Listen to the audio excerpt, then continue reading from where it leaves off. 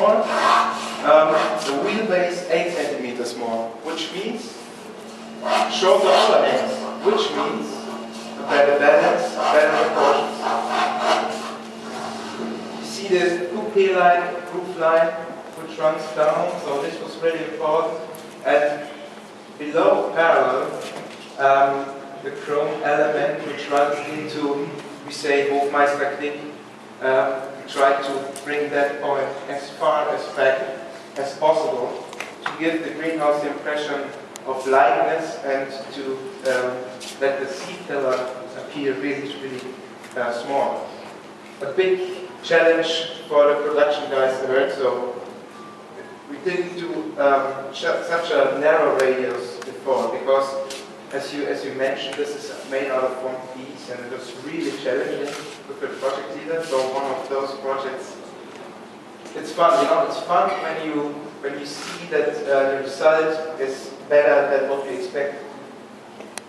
In the body side, you have two lines which are representing surfaces. There's the Sicke-Linie on the one hand. The Sicke-Linie is slightly rising up towards the back, and it's starting here. The 7 series is more horizontal, and it starts there. So 5 series a bit more sportier, and as you might imagine a little bit, you see the shadow as well as increasing, which gives a nice light above the rear wheel arch, which enhances as well the rear wheel drive. Another line is the rubber panel line, which divides the surface again and gives a nice interplay between light and shadow.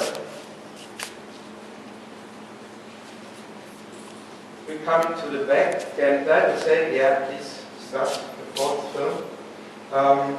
I just follow, by running to the back, I just follow the Sicke line. This is the nicest thing for me as it runs into the taillights.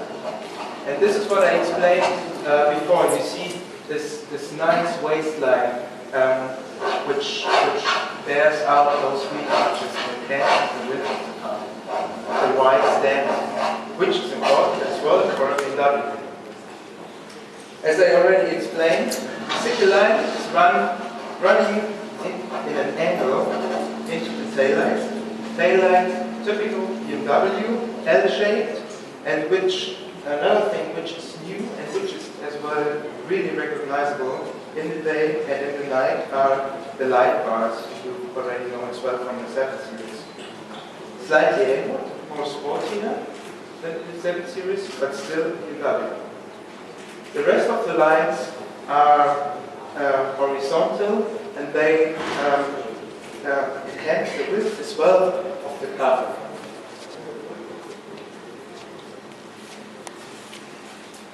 For the interior, we had the same requirements for sure, so the characters were the same actually. And maybe we can switch to the PowerPoint presentation, because for us all at the moment it's difficult to run through the car in the interior, so I prepared a few pictures for the interior. And maybe if we click further, there must be first picture, first sketch from me, if possible.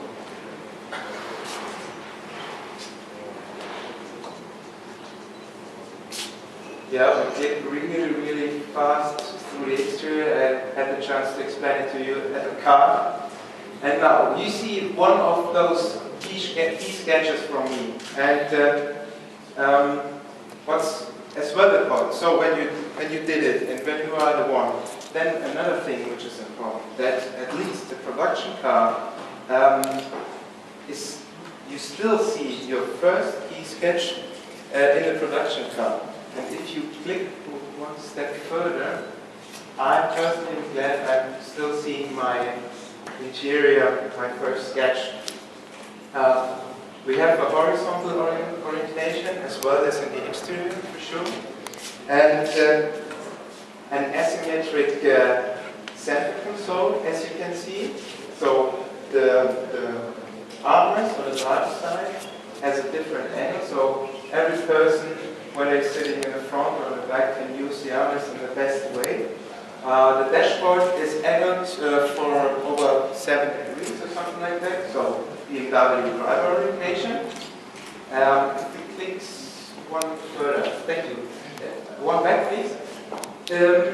So, on one hand, we have a business limousine, which is prestigious, elegant, and the not highlighted lines now, the horizontal lines, are a little bit lower. They're a little bit calm. Let's say this is the business thing in the car. On the other hand, there's the emotion, which is important for a 5 Series sportiness. And for that, you see those two lines.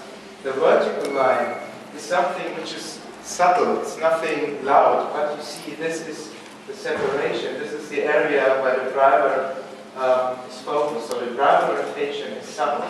The lower line, if you go one click further, please, those two lines are for me exactly the emotion this car needs. It's not a material separation, it's a separation in the surfaces, and this is something you have to feel later. You have to sit in and see, okay, there's happening something. It's an S-curve. This S-curve is running further into the nose. And it's a surface change, which means you have a highlight change and it starts to live. And this is something BMW 5 Series needs. When we go further, please. Side view as well, interesting. And here maybe you can see a little bit more again those two lines which are running up. You can imagine the driver orientation in the dashboard. And on the other hand, you see the center console, which comes slightly up to the front, which reduces the height of the dashboard, and gives as well more sportiness. One click further, please. This is something you already know from the 7 Series. You have the black panel technology there, as well here as in the center step. Go further, please. And here again, the side view, you see one shape, so the same long horizontal lines, which refers well to the exterior design. And one step further, please. The last picture I bring with me, because this is the connection between dashboard and doors. And I remember we had a meeting with I think the leader of the plant, and they got paying and the project leader and everyone, because production-wise there are many tolerances, and we together, it didn't matter from where you came from, together we solved that corner, that it looks that precise and that high quality. And for me, it's an impression of craftsmanship as well. If you see the stitches and the trim, the leather trim in this area.